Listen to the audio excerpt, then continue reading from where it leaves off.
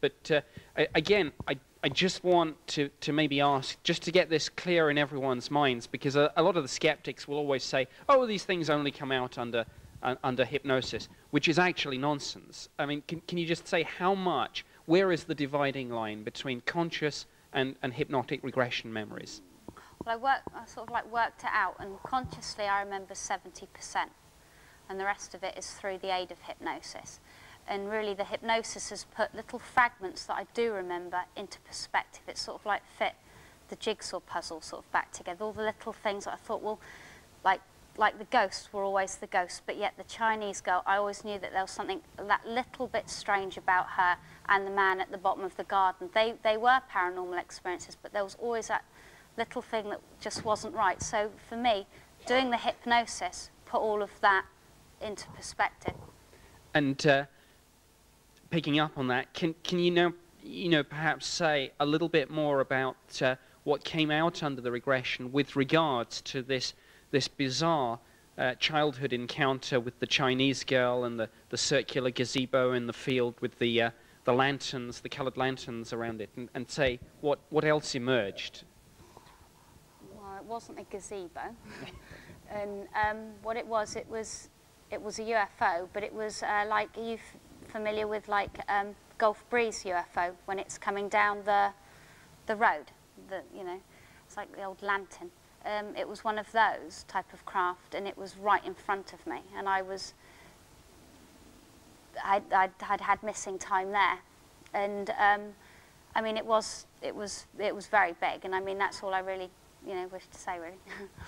I mean, that's important as well. You've got to respect boundaries in this particular area. There are, of course, parts of Brigitte's experiences that quite properly she doesn't want to go into. These are deeply personal experiences, and it's very important that researchers and investigators don't try and cajole the experiencers, the abductees, into doing any more than they want. Not that I could cajole you into anything. You just tell me that that's where we're going to draw the line. The black-clad figure, can you say about that? Well, I remember at the bottom of my garden where the pump well was, off to the left, we used to have barns at the bottom of the garden. I was always really scared to go anywhere near those barns. And unfortunately, that's always the place where you had like your Monopoly sets and your whatever all the rest of the things are. And your parents used to go down and get them, Monopoly or whatever. And I used to get to the side of the barn, locate it with my eyes, run in, grab it, and then out. And I never wanted to sort of like stay around there. Well, under the hypnosis, well, first of all, right where the barn is, there's a little set of like miniature trees. And I had my tree house to the left of me, my makeshift tree house and stuff. And I was always fine in that location, but never down by the barn. Well, under the hypnosis, I remember being down at the bottom of the garden. The man in black is at the pump well, and the only way that I can describe it,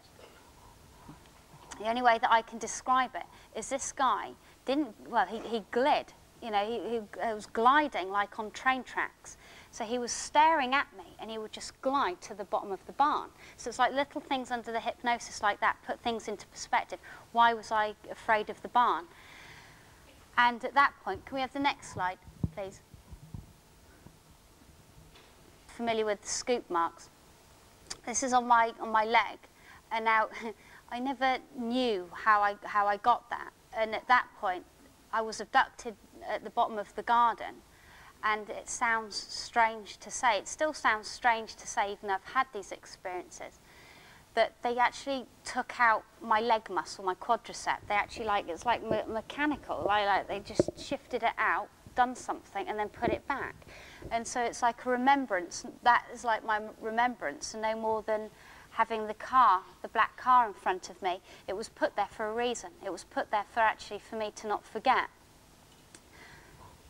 And I think we've only got about 5 minutes left. So now, if we can really now just focus on the 1993 Los Angeles UFO sighting and what emerged there that hadn't emerged consciously. Can we have the next picture, please? So I'm in the car and I'm with Jane next to me. So we've, at the end, well, she's in the car, I've got my window wound down and I see the silver tip. And all I go back to it again, all I can remember seeing is the silver tip and then this part here, partition between the door and the front window. And at that point, it all goes black. I'll say it again because it is still very strange sounding. I remember, because I've got my hands so tightly on the steering wheel, and you've got big, massive steering wheels. I've got my hands so tightly on the steering wheel, and I've got butterflies all in my stomach and things. And it's like I'm being sucked. It's like a massive vacuum just trying to, I mean, like I said, it's in darkness. And it's like I'm being sucked. And all I can say that visually wasn't much visually, but it's what my body, feels. That it felt like a ghost would walk through a door. It felt that my body was just going through the steering wheel. It was going through the engine parts. It was going through every single atom of me, going straight through and going out. Now, under the hypnosis, this being was there. And, I'll argue this to Bud till the end of the day and to Nick, and they both laugh about it. Because Bud's saying, well, it's the child presentation scenario. Well, no, it wasn't. To me, it was about the being. That being I had such a rapport with. I remember having like a band of red, back to the same thing, red-orange all around me. And it was the warmth and the compassion and the love that I was part of that. And Bud always says, oh, but it's about the baby. Yeah, I'm sure it is in some cases too. Sorry. But it's about that being. I mean, the being, to me as well, it was transparent. I could see straight through it. I could see every little vein on it. And it had white hair. And being an ex-makeup artist fascinated me. I remember looking at it because it had implants. And I'm thinking, huh? Even though I'm still, I'm still sort of groggy, but I'm thinking, my God, it's got implants, it's got this hair. And it was holding out, yes. this cradling this little baby, wasn't it? But to me, I'll always fight to the bit right. It wasn't about the baby, it was about the being. This is a great example of how you can't lead witnesses. Skeptics always say, oh, you lead them, and Bud and I were maybe suggesting some things, but Brigitte was saying, nope, not having any of it. Well, I think we're pretty much out of time here. I mean, there is so much more to this case, and there are a whole lot of things that we didn't get to, but I think we've presented an overview of it. So with that in mind, as I said right at the beginning, this whole presentation has not been about me.